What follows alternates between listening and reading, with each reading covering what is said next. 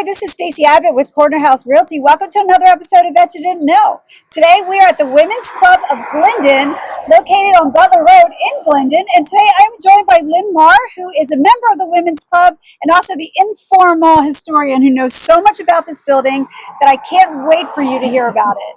She's going to give us a tour, so come on in.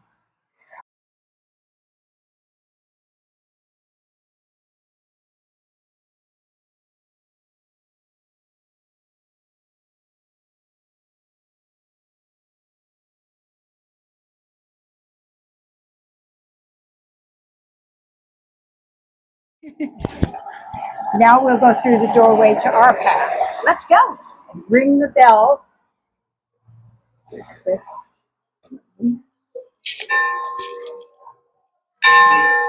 Wow. How cool is that? Yeah. And that was rung to open the school day, and we ring it at the beginning of each of our meetings. We just rang the bell, and you had mentioned this was the bell to the schoolhouse. So tell us a little bit about the schoolhouse. Okay. As you enter now, you see just a large room that's about 24 by 40 feet. But when it was a school, there was a center hall through here, a cloakroom at the end of the hall, and there was one room on this side for the first and second grade, and on the other side for the third, fourth, and fifth grade. Early on, the sixth grade went to Reisterstown, to Franklin Elementary. But it was a two-room schoolhouse, two teachers. They boarded across the street at the boarding house at 4702. And it was in use until 1930. So for 43 years. 43 years, this was a school. For Glyndon, the children in Glyndon, and some from the valley. Wow. This is a picture of what the school looked like before the steps were added out front. And those were added in 1949. So from 1887 which is when the school was built, until 1949, this pretty much is what the school looked like at ground level. In 49, the State Roads Department lowered the road and made the hill going down into the valley less steep. And that's when we had to add the stairway and the brick stairway and the retaining walls. And that, in addition to the ramp, are the only two exterior changes that have been made since 1887. Wow. That's pretty wild to think that this was a schoolhouse. I wonder how many children, do we know how many children were in this school? When we did an interview with two former students, one who was here, Martha Healy, from 1925 to 1930, she said she remembers maybe 10 in each grade. Okay. And at that time, it only went to fifth grade, so that would be 50 kids, about 50 children. This is the only relic that we have from the school. It's a geography book. But anyhow, this was discovered in the attic. Wow. It was in the attic of the building. Right. How neat is that? Yeah. But they didn't use the attic, but that's where they found this. This is the first book. From 1922? In 1922. This is a geography book. Oh. This was a survey in 1972 of the structures in Glyndon.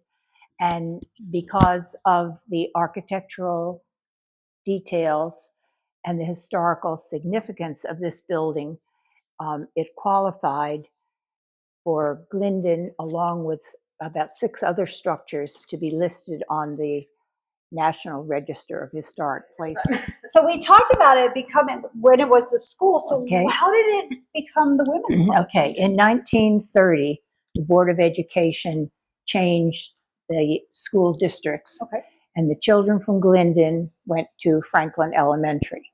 And then in 1932, the building was offered up at auction. Wow. And the Women's Club won the bid for $1,620. No way. This building was $1,620? Yes.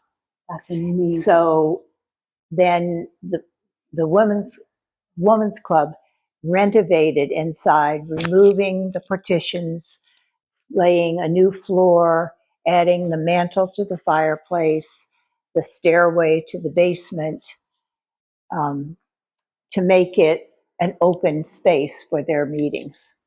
And that was $2,600. Wow, that's crazy. So they took out a mortgage for $2,000. Okay.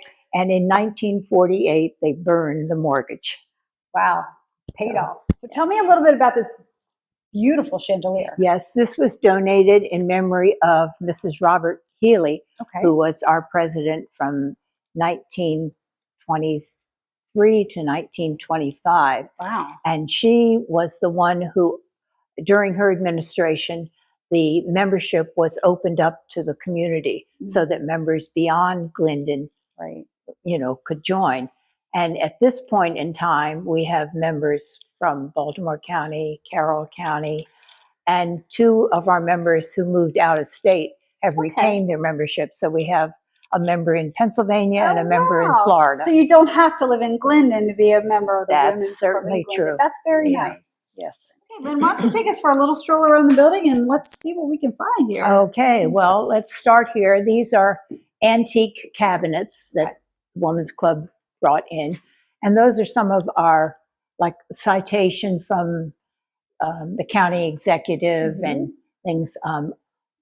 A few of those up there are congratulating us on adding the ramp to make the building handicap accessible and to doing it to a historic building, conserving all the architectural details that we could. This is kind of our pride and joy. These are 2 national awards that we received for our community improvement projects. And the first one we received in '74, and that was establishing the Reisterstown, Owings Mills, Glyndon Coordinating Council, which we know as ROG.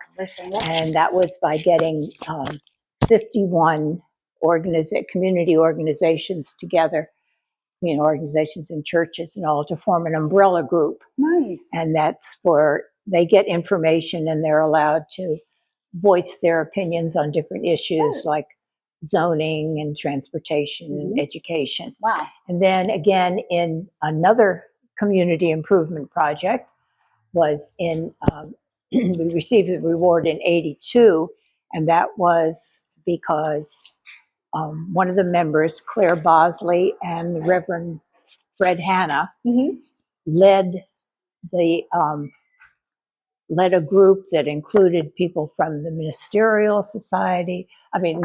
group, the Maryland Assembly, the police department, and ROG, to establish the Community Crisis Center.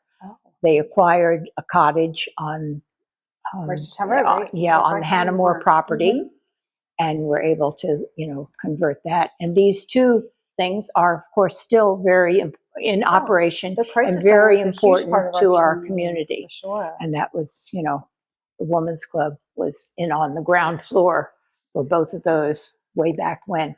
We are a member of the General Federation of Women's Clubs, which we joined in 1907. Wow. So that's their insignia.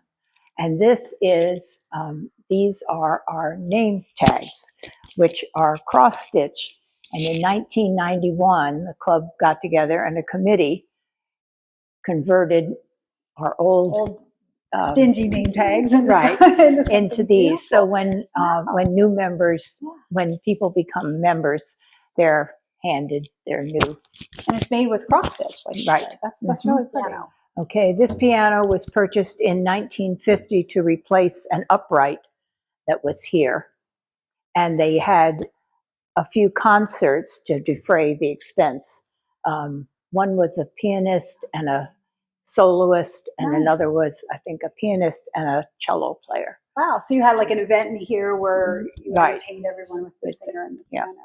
Can you tell us a little bit about what the Glyndon Women's Club does? Okay, well, first of all, this is pictures of our members, dear. This is the beginning group, which was the Glyndon Porch Club, and the Women's Club grew out of that group. So this is a picture about in the prior, or around 1900. So from there, then the next picture that I have of our members are, you can see the difference in the interior of the building, Right. as well as the old wooden chairs. This was in the 50s, and everyone's wearing hats. Aw. We don't dress like that at our Right. meetings anymore. But you see, it was quite a large group then. It is a large group of people. Came from the porch club to the women's club. Right. That's amazing. That was 50 years. 50 years difference. And then on the wall, we have first picture there on the left is when the Women's Club was 100 years old. So that's our centennial picture. This is a copy of the Collect for Club Women, which was written by Mary Stewart.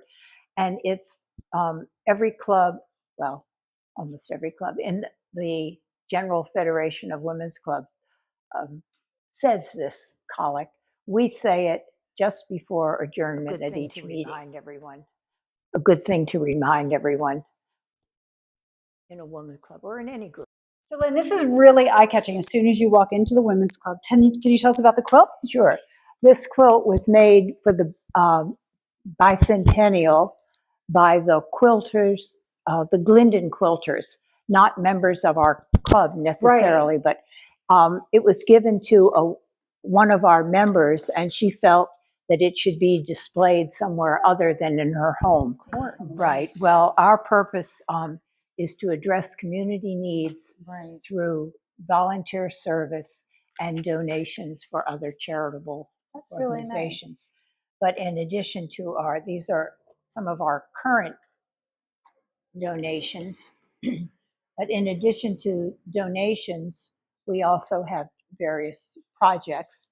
And just one of them that I thought I would mention is the Maryland Federation of Women's Clubs Youth Art Contest. Oh. And students from Franklin High will submit their artwork. It's judged locally. Nice. And the winners of that local thing come to our club with their artwork and explain it. And then the winners go on to district and to state competition. Wow. And over the years, we've had several state winners. Then state winners go on to the General Federation of Women's Clubs for a national contest. Wow. So you guys really do a lot for the community, which I'm not sure a lot of people realize, that the Women's Club of Glyndon does a lot for the community. And not only that, but then you have a sisterhood as well, which is so important. That's important. And of course, we welcome new members, and we meet once a month from September through May, the first Wednesday of the month at 11:30. And we have time for socializing and lunch. Right. Then we have a speaker or some kind of a program, and then the business meeting. So if I wanted to join the women's club, what do I do? Okay, well, you can get more information about the women's club by going to the Maryland Federation of Women's Clubs website. Okay. And there's information there about our committees and more information of what we do. And if you want to get in touch with us directly, you can email Women's Club of Glyndon at outlook.com or Post Office Box 22, Glyndon. Simple as that. So, so we end every episode of Betcha Didn't Know with a Betcha Didn't Know. So take it away. Okay, our Betcha Didn't Know is T. Rowe Price Jr., the founder of the investment fund, attended Glyndon School.